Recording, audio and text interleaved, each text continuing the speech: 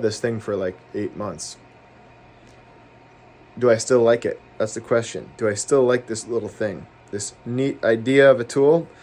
Well, in this video, I'm going to break down the fun things about it, what I like about it, the things I don't like about it, including a little bit of play in the blade when these tools lock out. Just like a folding knife, when this thing opens up, the locking mechanism has a tiny bit of shake, which isn't ideal for carving.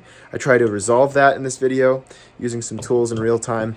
And I also kind of just break down the pros and cons after having used this to help you decide if you should buy this tool. Of course, I linked this in the description. I'm not an affiliate. Flexcut sent me this tool when I asked them to because I wanted to do this review, but they have not paid me to do anything. That said, the description is there for that. Also my carving school if you want to learn to carve faces in depth. But without further ado, let's get into this little review 7 or 8 months later.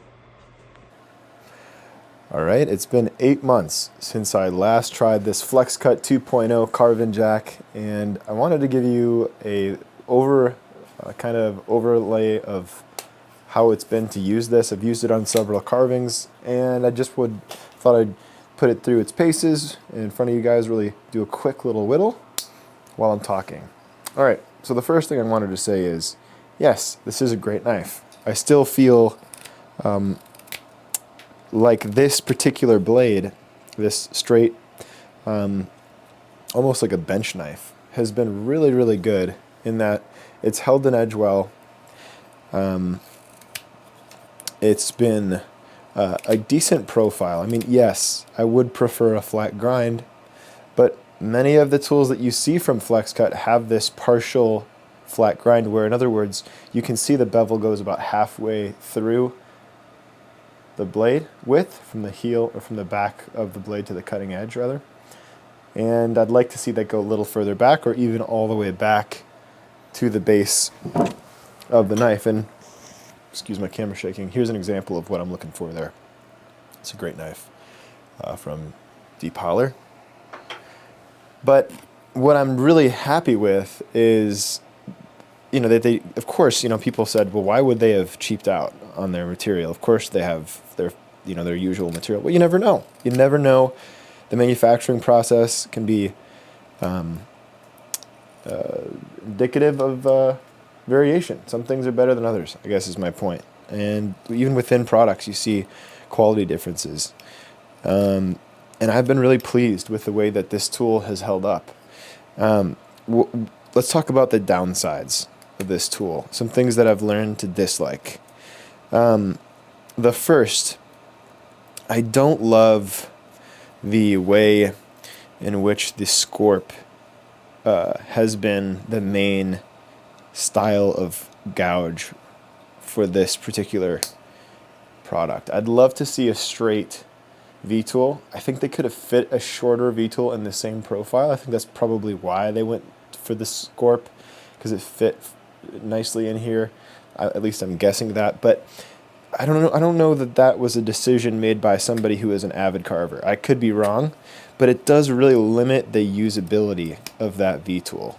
So that's annoying to me. The V-tool is such a great tool, such an important tool, and to see it in this form factor that's limiting, at least to most of us carvers who are used to the typical push style of V-tool, the scorp style is, I don't know, it leaves a little bit to be desired. That's my opinion, at least.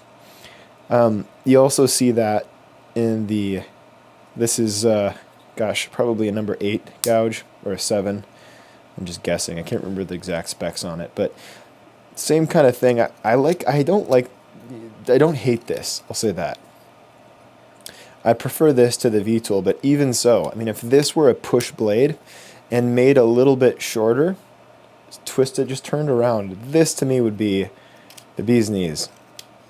I can't tell you how excited I would be if they came out with the same tool with a straight gouge. Okay, so you see that. Then you've got this real sweeping scorp, which probably is my favorite of all three of these scorp style, or kind of whatever you want to call them, style tools. Not bent isn't the right term. I really do do not mind this one. I don't mind it. I like it. It almost is reminiscent of a knife, but just with that neat little bend. It's kind of a nice change of pace, but I still would have preferred, obviously you can't fit this wide of a tool in this form factor this way necessarily. Be a little too wide probably, I'm guessing. But even just a smaller version of this, just turned straight forward, would have been a huge improvement in my mind.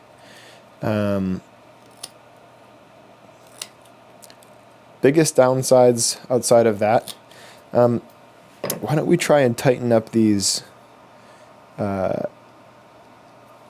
here. I have yet to try that, and folks have been asking about it, because there is a little tiny bit of shake in the blade, a little bit of play in the blades, and I'm wondering if tightening that bad boy up will fix that. Let's check that out.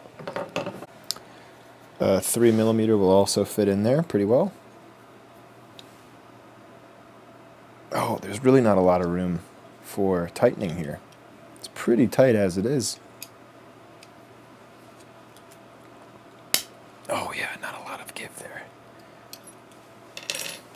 Just a little bit of a pop, which is interesting. Ooh, now they're really stiff. Wow. Maybe a little too stiff. It did take care of that play. There's not very much play in there now. A little bit of play still. A little bit of play, but it's much less noticeable. But my goodness, that is a little bit stiffer than you'd want it to be. Although it does fold out. Let's try this side. Yeah, this side didn't really get much in the way of tightness. I could try this again, see what happens here. I did get one click out of it, but I don't know what kind of a nut this is, but it's got a step to it almost. There it is. Okay. See how that goes. Yeah, it still has a little bit of play. Oh well, we tried it. I know folks were asking about that. Okay, so things I dislike about it, it's got the tiniest bit of play. And is that a huge deal? No, it's not a huge deal. It just isn't a huge deal for me. Why isn't it a huge deal for me? Well, because for most of the carving process, most of the time I use this, I don't really notice it that much. It's a very minor degree of play. I'll say that.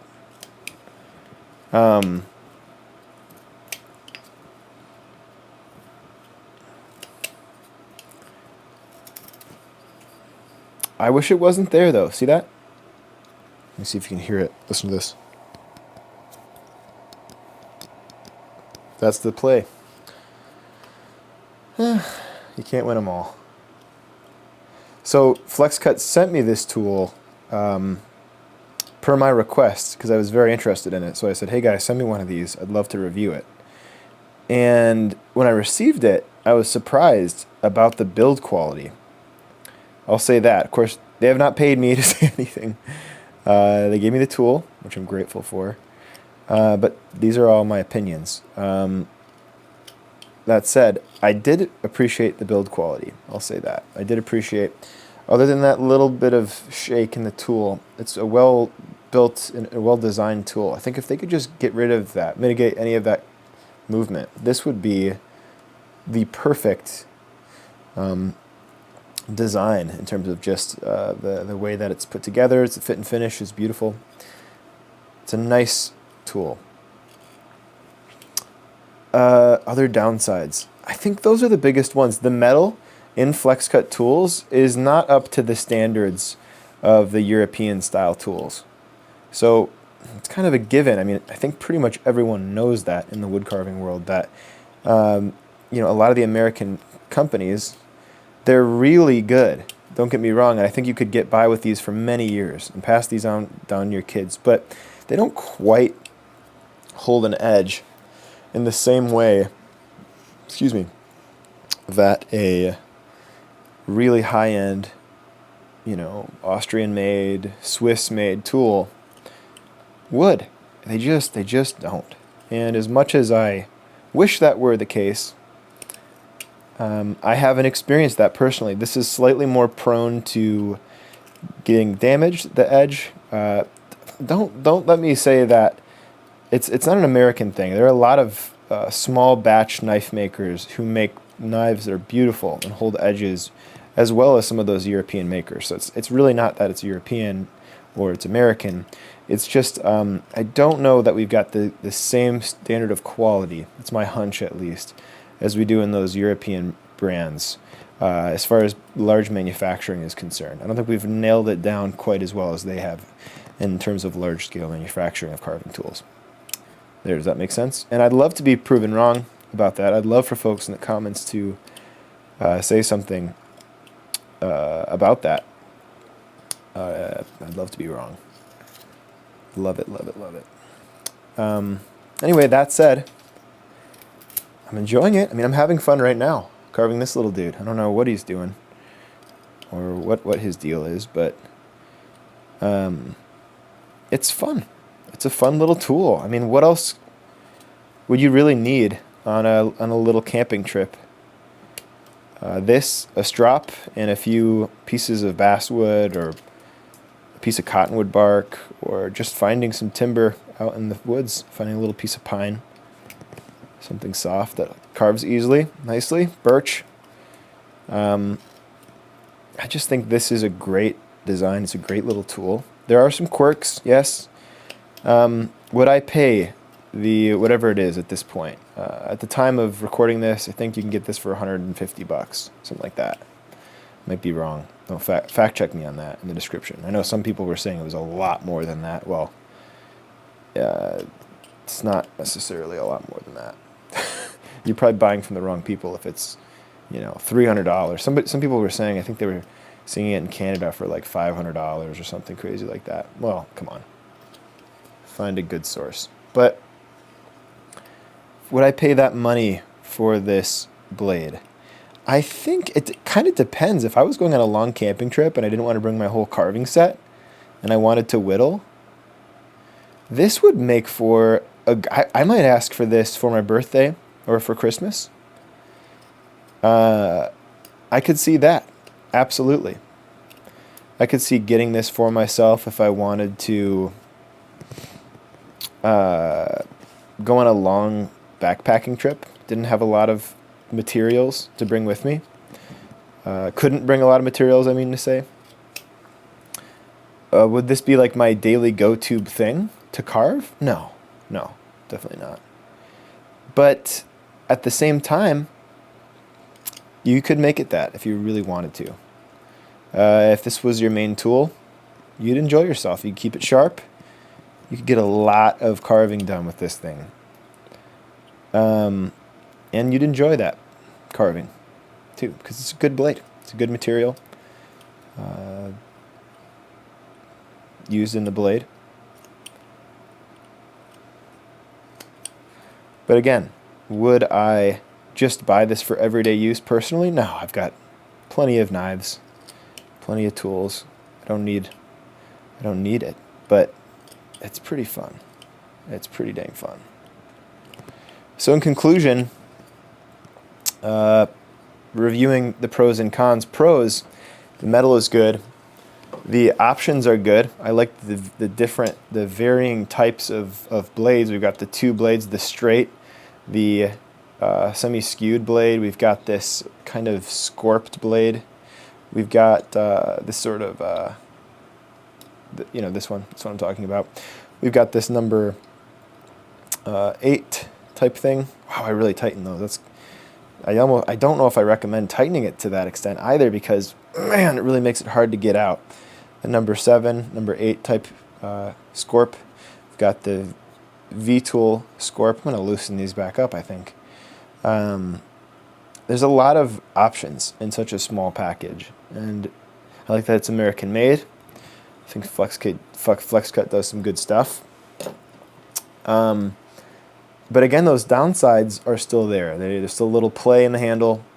I don't love the design of the scorp. Everything's scorped. I wish that wasn't the case.